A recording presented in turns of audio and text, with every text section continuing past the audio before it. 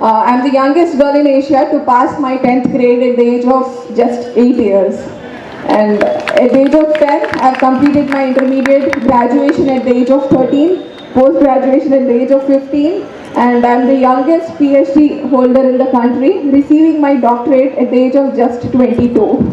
I'm an international motivational speaker, piano player, singer, international table tennis player, winning nearly 40 medals in the national and also international event.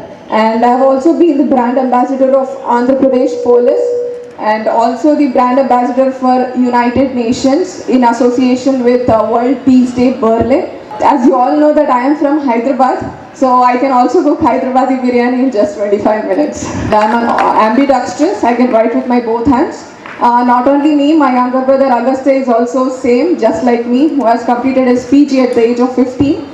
And only boy in India who has done his intermediate in 2 streams, that is BPC and also CEC. और जैसे कि बहुत लोग बोलते हैं कि कम as में इतना सब अचीव कैसे किया, तो डेफिनेटली बहुत सारे चैलेंजेस आए. तो कहते हैं ना कि कांटों से क्या गिला, वो तो मजबूर है अपनी फितरत पर.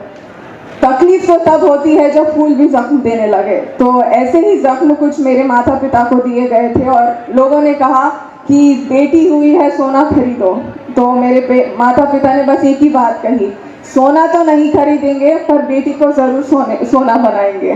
फलस्वरूप मैंने कई सारे स्वर्ण पदक जीते हैं ये, और मैंने अपना लोहा मनवाया है. तो इसीलिए मैं आप सबसे गर्व से ये शेयर कर सकती हूँ कि ज़िंदगी की असली उड़ान अभी बाकी है, मंजिल के कई इम्तिहान अभी बाकी है. अभी तो नापी है मुट्ठी भर ज़मीन हमने, अभी तो पूरा आसमान बाकी है.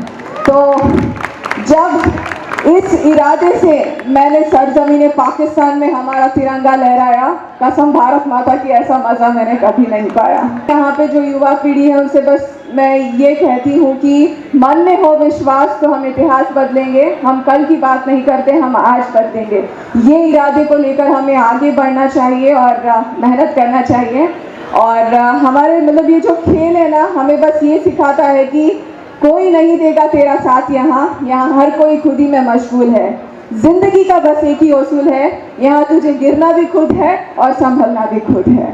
तो ऐसे इरादे से यहाँ पर जितने भी प्रतियोगी आए हैं उनको ये समझना होगा और अपने इरादे बुलंद करके इतिहास रचना होगा.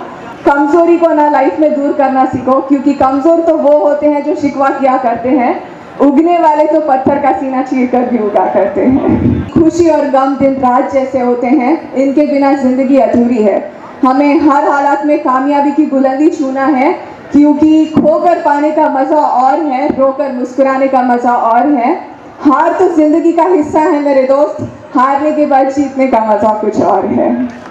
Sports teachers us to believe in ourselves, because a strong belief system is very important. आप सबको पता ही है, क्योंकि even if you are confident that you are right and yet others criticize you, hurt you or shout at you, do not be disheartened, because in any game you must remember that in any game it is the audience who makes the noise, not the player.